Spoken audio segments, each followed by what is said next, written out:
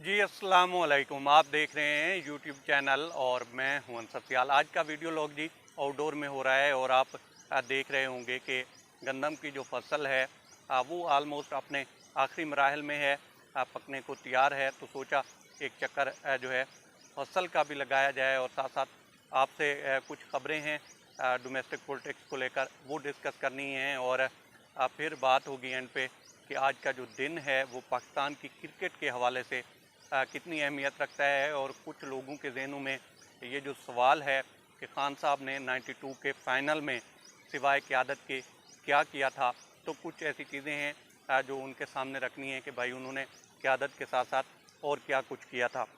तो जनाब स्टार्ट कर लेते हैं पाकिस्तान की डोमेस्टिक पॉलिटिक्स के हवाले से कुछ न्यूज़ हैं उनसे।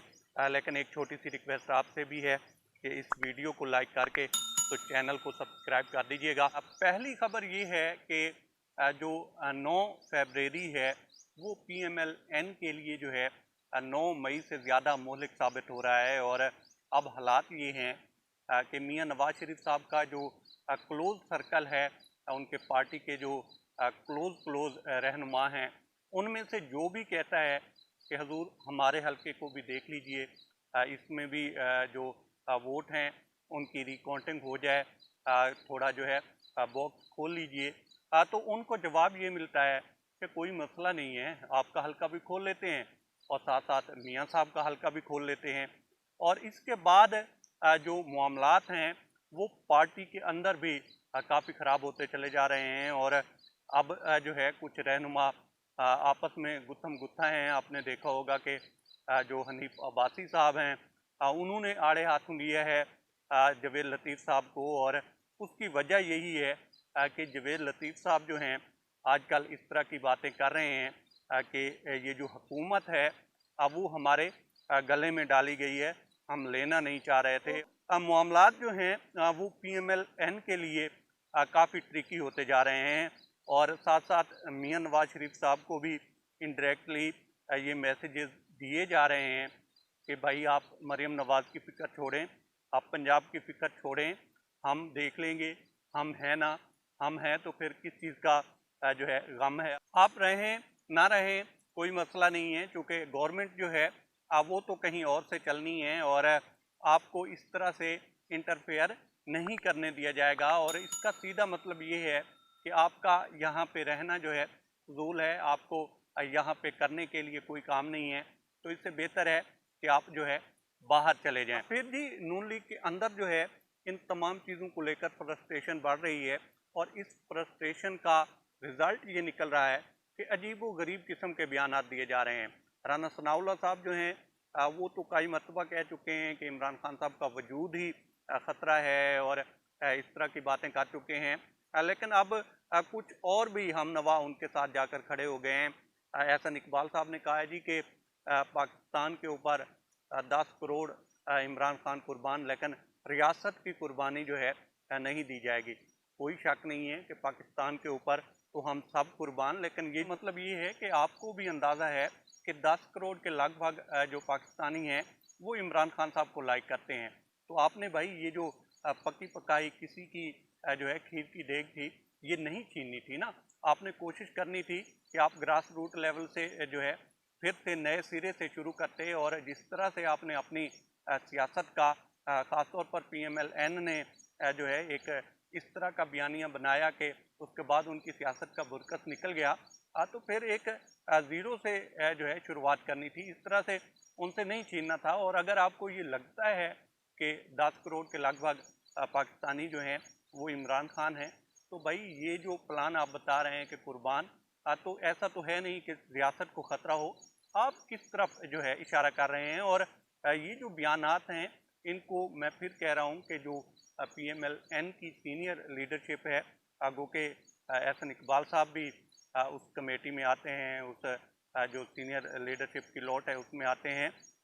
लेकिन खसूसन जो मियां साहब हैं, मरीम नवाज़ साहबा हैं या शहबाज शरीफ साहब हैं, उनको इन चीज़ों को संजीदा लेना चाहिए। ऐसा ना हो कि इस चीज़ का जो है फ़ायदा कोई और उठाए और ये केस जो है सारे का सारा इनके गले में पड़ जाए। और हकीकत तो जो है वो मुशाहिद हुसैन सैयद ने बयान कर दी कि इन हुकूमतों की अहमियत कितनी है। उन्होंने कहा जी कि नवंबर में जो है अमेरिका में इलेक्शन होंगे और वहाँ से ट्रंप बन गए तो एक कॉल आएगी और यहाँ पे जो है सारे लाइन में लग जाएंगे। लाइन में लगने का मतलब ये है कि यहाँ पे जो गवर्नमेंट्स होती हैं उनका सिवाय कठपुतली के कोई रोल नहीं होता।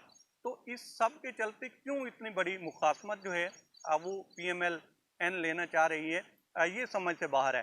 फिर भी इमरान खान साहब के हवाले से कुछ खबरें हैं कि उनके पास कुछ लोग जो हैं डील लेकर गए हैं। एक तो उन्होंने वहाँ पे उनको डांटा है और इस तरह की भी खबरें हैं कि कुछ लोग जो हैं वो इस चीज़ पे एग्री हैं कि खान साहब को जो है सैल्यूट किया जाए। लेकिन खान साहब जो हैं वो कुछ चीज़ों पे अड़े हुए हैं। उन्होंने कहा जी कि असूलों के ऊपर और जिससे मुल्क को कौम का नुकसान हुआ है इसके ऊपर कोई समझौता नहीं होगा। और ये बात जो है अब वो तसलसल के साथ कर रहे हैं और कुछ लोग तो यहाँ तक कह रहे हैं कि एक बड़े इस्लामी मुल्क से एक दो सिफारिशें डलवाई गई हैं, लेकिन बात जो है वो अभी तक बन नहीं रही। और मियाँ वाली का ये जो अड़ियल पठान है वो कहता है कि जनाब अगर तो सज़ाएँ जो हैं वो कानूनी हैं तो मैं इनको फेस करने के लिए तैयार हूँ, और अगर ये गैर कानूनी है तो बाय लॉ जो है इन चीज़ों का हल निकाला जाएगा। डील शील फ़िलहाल जो है उनके माइंड में नहीं है, और वो जो दबाव उन्होंने जो है क्रिएट किया है 8 फरवरी के बाद वो जो है ऐसा बढ़ता जा रहा है और अब बहुत सारी जगहों पे जो है इस तरह पाया जा रहा है। अब आ जाते हैं जी कि 25 मार्च का जो दिन है वो पाकिस्तान की क्रिकेट के हवाले से कितनी अहमियत रखता है। तो देखें जनाब, पाकिस्तान ने जो है 50 ओवर के जितने भी वर्ल्ड कप हुए हैं उनमें सिर्फ एक ही जीता है, और वो जीता था इमरान खान साहब की क़यादत में।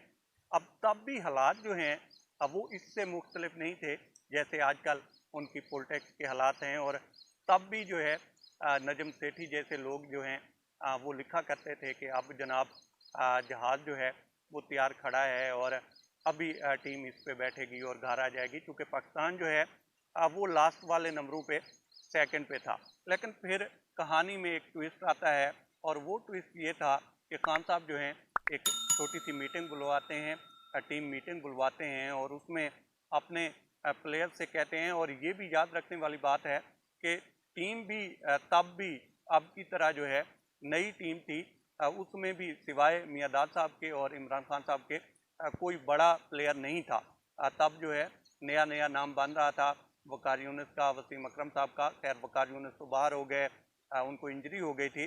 तो खान साहब ने कहा कि जनाब मैं सिर्फ आपसे ये चाहता हूँ कि उन्होंने एक कोना टाइगर की जो है एक शर्ट पहनी हुई थी कि आप इस तरह से जो है लड़ें और इस चीज़ को भूल जाएं कि हम जीतेंगे या हारेंगे। रिज़ल्ट जो है वो अल्लाह करीम पे छोड़ दें, आप सिर्फ ग्राउंड में जो है लड़ते हुए दिखाई देने चाहिए।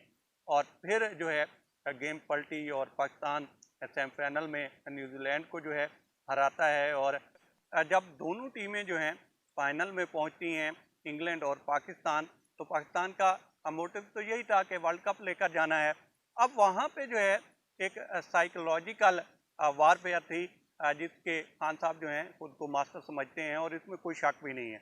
जब फाइनल में टास्क करने गए तो उन्होंने वही कॉर्नर टाइगर वाली जो जर्सी थी वो पहनी हुई थी। और जब वहाँ पे जाते हैं और अगर आप 92 के फाइनल की टास्क देखें तो उसमें पता चलता है कि वहीं पे जो है इंग्लैंड मैच हार गया था। और जो उनके कैप्टन के तासुरात थे वो बता रहे थे कि कहानी जो है वो किस तरफ जाने वाली है। हालांकि तब ऑन पेपर जो है न्यूजीलैंड की टीम बहुत मजबूत थी पाकिस्तान की निस्बत।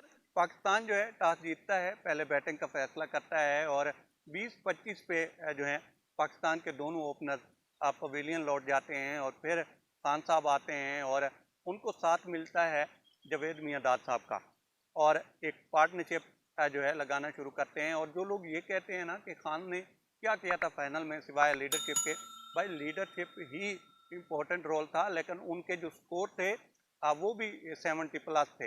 72 रन गालबन उन्होंने बनाए थे अगर मुझे एग्जैक्टली याद है। और उस मैच में जो है खान साहब टॉप स्कोरर थे। सेकंड नंबर पे जो है जवेद मियांदाद साहब थे, गालबन उन्होंने 54 के लगभग या 50+ रन बनाए थे। और वो जो रन थे उनकी इतनी अहमियत थी कि पाकिस्तान एक ऐसा टोटल बनाने में कामयाब हुआ कि जिसको बाद में पाकिस्तान ने डिफेंड किया। तो ऐसा नहीं है कि जनाब उन्होंने फाइनल में कुछ नहीं किया, बस लीडरशिप की।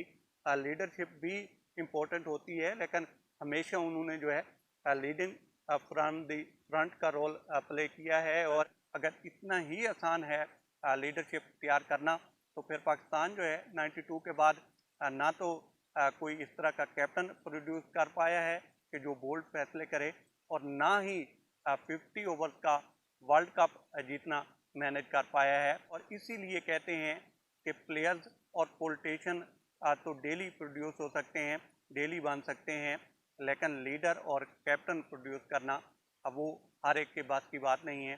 कैप्टन और लीडर जो है वो सदियों में पैदा होते हैं। अब तक इतना ही। आप दोस्तों से रिक्वेस्ट है कि आप हमारे चैनल का विजिट करें, और अगर आपको हमारे चैनल का कंटेंट पसंद आए तो इसे सब्सक्राइब करें। ताम उनके लिए शुक्रिया दोस्तों। अल्लाह हाफिज़।